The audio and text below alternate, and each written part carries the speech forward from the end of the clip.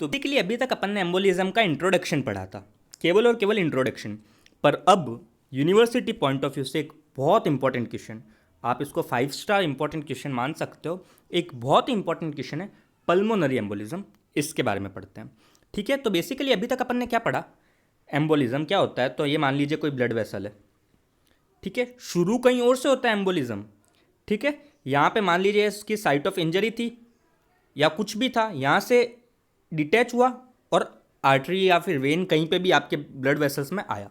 अब blood vessel में आने के बाद कोई और साइट पे जाके ये ब्लड वेसल को ऑक्लूड कर देता है ना। शुरू कहीं और से होता है पर ऑक्लूड कहीं और जाके कर देता है।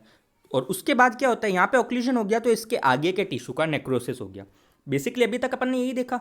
तो पल्मोनरी एम्बोलिज्म की डेफिनेशन क्या है, वह तरह का एम्बोलिज्म, मतलब वो एम्बोलिज्म जो ऑक्लूड किसको करेगा, पल्मोनरी आर्टीरियल ट्री को। वो एम्बोलिज्म जो पल्मोनरी आर्टीरियल ट्री को ऑक्लूड कर दे वो होता है पल्मोनरी एम्बोलिज्म। ठीक है, पर शुरू कहीं और से होगा, मैं वापस कह रहा हूँ, शुरू कहीं और से होगा और ऑक्लूड किसको करेगा, पल्मोनरी आर्टरीज को, आर्टीरियल ट्री को। ठीक है, बेसिकली शुरू कहाँ से होता है, तो सबसे ज़्यादा 95% से ज़्यादा केसेस में शुरू होता है लेग की डीप वेन थ्रोम्बोसिस से। जो लेग होता है उसकी डीप वेन थ्रोम्बोसिस, ये बेसिकली एल नहीं है, डीवीटीज, इसको अपन डीप वेन थ्रोम्बस कहते हैं, डीवीटीज ऑफ लेग। अब डीप वेन कौन कौन सी होती है लेग में, तो वो फिमोरल वेन हो सकती है, पॉप्लीटियल वेन हो सकती है, इलियक वेन होती है। बट सबसे ज़्यादा केसेस फिमोरल वेन के होते हैं। फिमोरल वेन के डीप वेन थ्रोम्बोसिस यानी फिमोरल वेन के थ्रोम्बोसिस के कारण पल्मोनरी एम्बोलिज्म हो सकता है। ठीक है, और कुछ केसेस में पेल्विक वेन्स और वेना केवा के थ्रोम्बोसिस के कारण भी हो सकता है, लेकिन सबसे ज़्यादा इंपॉर्टेंट कौन सा है, फिमोरल वेन का डीप वेन थ्रोम्बोसिस। ठीक है, किन किन लोगों में हो सकता है, तो ये स्पेशली आफ्टर सर्जरी होता है।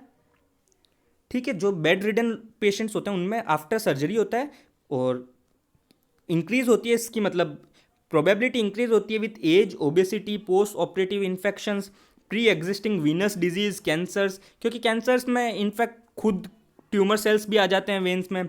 और प्री एग्जिस्टिंग वीनस डिजीज मतलब वेन्स में ऑलरेडी कोई पहले से परेशानी है, और ऑपरेशन के बाद अगर कोई इन्फेक्शन हो गया तो उसके कारण भी वेन्स में, और मतलब बेसिकली हमारे जो सिस्टम है अपना सर्कुलेटरी सिस्टम, उसमें बहुत सारी न्यूट्रोफिल्स, लिम्फोसाइट्स ये भी होती है, तो उसके कारण रिस्क फैक्टर इंक्रीज हो जाता है, स्पेशली आफ्टर सर्जरी होता है, बाकी इंक्रीज हो जाता है। अब क्या होता है, कैसे होता है इसका मैकेनिज्म, तो डीप वेन थ्रोम्बोसिस हुआ, उसका होता है फ्रेगमेंटेशन।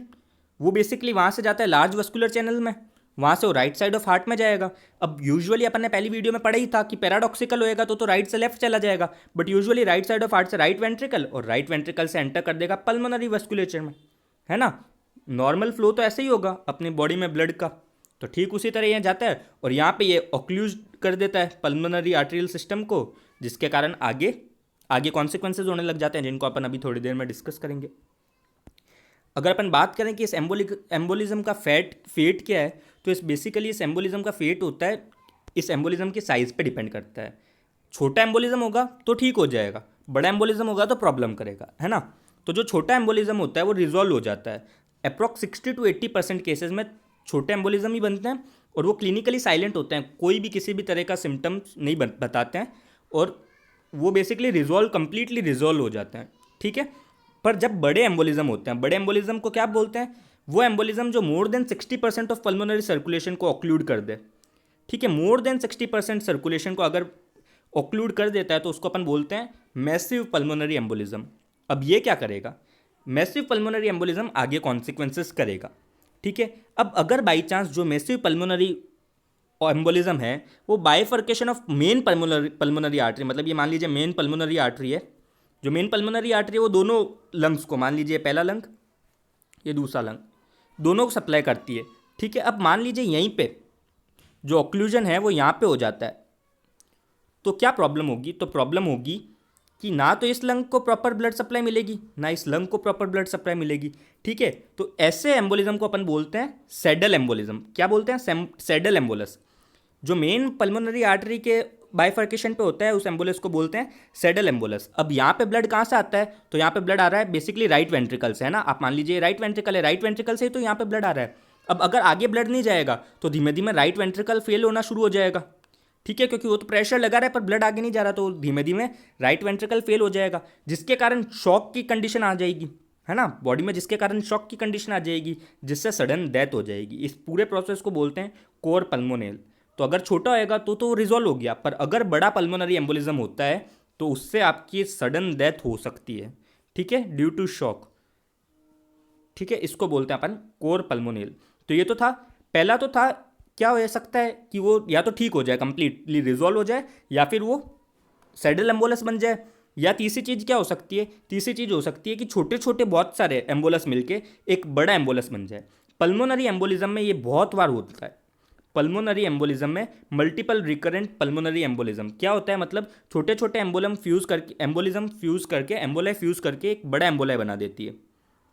ठीक है, पल्मोनरी एम्बोलाई बहुत बार multiple recurrent pulmonary emboli seen होता है। मतलब एक पेशेंट को अगर एक बार पल्मोनरी एम्बोलिज्म हो रखा है तो उसको बार बार होने की प्रोबेबिलिटी बहुत अच्छी होती है, मतलब बहुत ज़्यादा होती है। या फिर वो क्या कर सकता है, पैराडॉक्सिकल एम्बोलिज्म क्या करेगा, वो लंग में जाए नहीं, लंग को बाईपास कर दे और अपने राइट साइड में आ जाए, मतलब सॉरी राइट से लेफ्ट साइड में आ जाए। और जब वो लेफ्ट साइड में आ गया तो सिस्टमिक आर्टीरियल सिस्टम को क्या कर देगा, ऑक्लूड कर देगा। तो वो पैराडॉक्सिकल एम्बोलिज्म भी शो कर सकता है। अपन पहली वीडियो में पैराडॉक्सिकल एम्बोलिज्म के बारे में सब कुछ डिस्कस कर चुके हैं। अगर अपन इसके कॉन्सिक्वेंसेज देखें तो ये तो था फेट। अब कॉन्सिक्वेंसेज क्या होते हैं, तो पल्मोनरी एम्बोलिज्म का सबसे इंपॉर्टेंट कॉन्सिक्वेंस होता है पल्मोनरी इन्फेक्शन। हालांकि एक बात बहुत इंपॉर्टेंट समझो कि जो लंग होते हैं उसके पास ड्यूअल ब्लड सप्लाई होती है ना, पल्मोनरी और ब्रोंकियल। एक लंग होती है उसके पास ड्यूअल ब्लड सप्लाई होती है। तो चूंकि लंग के पास ड्यूअल ब्लड सप्लाई होती है तो इन्फेक्शन होने की प्रोबेबिलिटी बहुत कम हो जाती है, क्योंकि एक सप्लाई तो मान लीजिए ऑक्लूड हो गई, पर दूसरी सप्लाई तो अभी भी है, तो इन्फेक्शन होने की प्रोबेबिलिटी बहुत कम है। तो पल्मोनरी इन्फेक्शन बहुत रेयर केसेस में होता है। फिर भी कंजेस्टिव हार्ट फेलियर या क्रोनिक लंग डिजीज के पेशेंट्स में पल्मोनरी इन्फेक्शन हो सकता है, बट फिर भी नॉर्मली स्मॉल पल्मोनरी एम्बोलाई तो बनाते ही नहीं इनफेक्ट, और जब बड़े भी हो जाते हैं तो भी आपको इन्फेक्शन होना मतलब थोड़ा रेयर केस है। पर जब भी इन्फेक्शन होगा तो वो इन्फेक्शन हिमोरेजिक टाइप का होगा, क्योंकि एक ब्लड सप्लाई तो अभी भी इंटैक्ट है ना।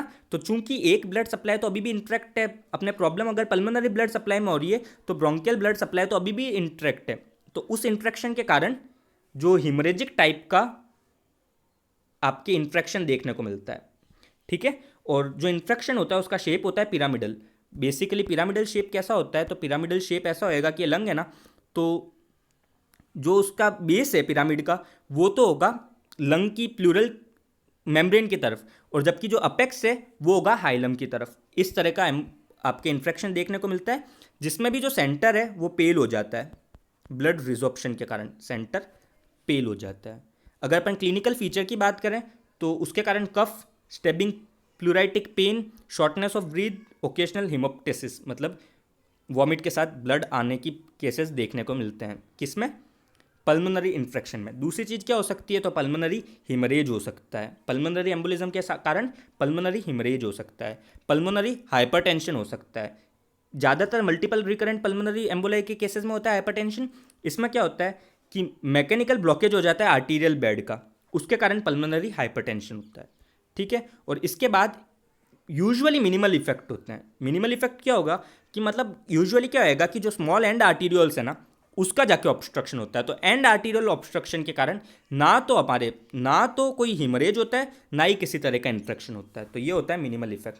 तो बेसिकली क्या क्या कॉन्सिक्वेंसेज हो सकते हैं पल्मोनरी उसके, तो अपन ने बेसिकली क्या क्या पढ़ा, क्योंकि इंपॉर्टेंट क्वेश्चन है तो अपन वापस देख लेते हैं। अपन ने सबसे पहले तो इसमें देखी थी इसकी डेफिनेशन, फिर देखा था कहाँ से शुरू होता है, फिर किन किन लोगों में हो सकता है, फिर क्या मैकेनिज्म है, उसके बाद देखा अपन ने क्या फेट है, मतलब फेट किस पे डिपेंड था, साइज पे। छोटा होगा तो ठीक हो जाएगा, बड़ा होगा तो सैडल एम्बोलिज्म के फॉर्म में हो सकता है, या फिर वो बड़ा होगा तो शॉक के कारण डेथ हो सकती है।